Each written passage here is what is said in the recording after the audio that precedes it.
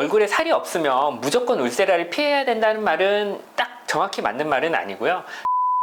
을 할 수만 있다면 울세라가 얼굴에 살이 있던 없던 좋은 리프팅 효과를 가져올 수 있습니다.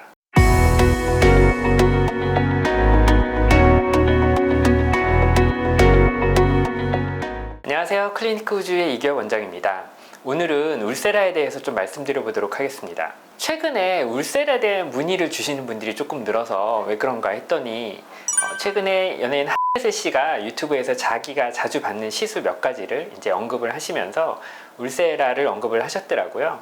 그래서 울세라에 대해서 좀 물어보시는 분들이 많은데, 특히나 많이 물어보시는 부분이 내가 얼굴에 살이 없는데 울세라를 받아도 되나, 울세라가 내 얼굴에 괜찮은 리프팅 장비인가, 이런 것들을 많이 물어보시길래 그거에 대해서 좀 말씀드려 보도록 하겠습니다.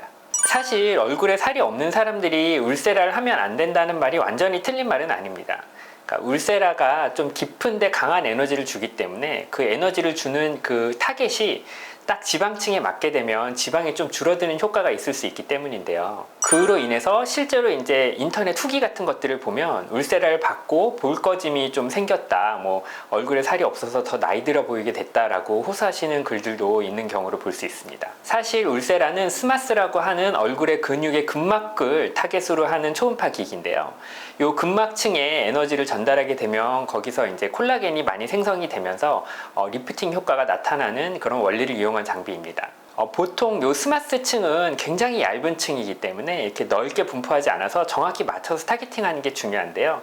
일반적으로 사람 얼굴에 그 스마스층이 3.0mm에서 4.5mm 정도 깊이에 있기 때문에 대부분의 울세라나 울세라를 카피한 초음파 기계들은 그 깊이를 타겟으로 하는 그런 리프팅을 하게 됩니다. 근데 사람 얼굴의 생김새가 다 다르듯이 이 스마스층의 깊이도 얼굴의 피하지방층의 두께나 피부의 두께나 이런 거에 따라서 다 다르게 되고요. 같은 사람이라 그래도 얼굴의 앞쪽인지 뒤쪽인지 아래쪽인지 위쪽인지에 따라서 스마스의 깊이가 다 좀 달라지게 되는데요. 스마스를 정확히 타겟팅해서 울세라를 쏘게 되면 얼굴에 살이 빠지거나 지방이 줄어듦 없이 리프팅을 할 수 있지만, 스마스를 제대로 타겟팅 못하고 지방층에 에너지를 과하게 쏘면 얼굴에 살이 빠지거나 지방이 줄어드는 효과가 나타날 수 있게 됩니다.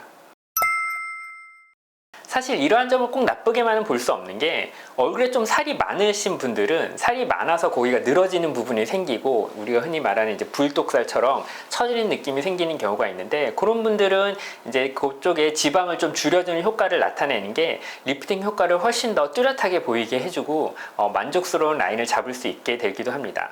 그리고 이제 부위에 따른 또 차이도 있는데요. 이제 얼굴에 지방이 없다고 무조건 나이 들어 보이는 건 아니고, 우리가 특히 이제 중간 얼굴에 이쪽에 지방이 좀 줄어들면은 볼살이 쏙 들어가면서 나이 들어 보이는 느낌이 나지만, 팔자위 지방이나 심술보 지방 같은 경우는 오히려 좀 지방이 많아서 처지는 느낌을 주게 되면 그게 더 나이 들어 보이게 하는 역할을 하기 때문에 팔자위 지방이나 여기 심술보 쪽에 지방은 없는 게 더 젊어 보이는 얼굴을 갖게 되고, 이 중간 얼굴 쪽에 그 가운데 있는 지방은 좀 있는 게 더 어려 보이는 얼굴을 주는데 중요한 요건이라고 생각하시면 되겠습니다.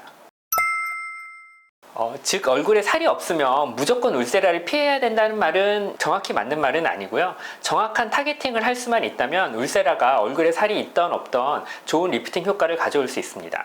물론 얼굴에 지방이 거의 없고 이제 울세라를 얕은 깊이에 약하게 쏠 수밖에 없는 사람이라면 차라리 울세라를 약하게 하느니 좀 싸마지 같은 고주파 리프팅을 제대로 하는 게 더 효과적일 수 있는 분들도 많이 있습니다. 근데 이런 분들조차 이제 아까 말씀드렸던 팔자위 지방이나 심술보 지방 부분에는 울세라를 한 100샷 정도 살짝 같이 해주는 게 더 효과적인 리프팅을 나타낼 수 있는 경우의 대부분이기 때문에 어떤 얼굴형이나 어떤 얼굴 타입에 따라서 어떤 리프팅 기기가 들어갈지는 자세한 상담을 통해서 정확한 디자인을 잡고 시술하시는 게 필요합니다.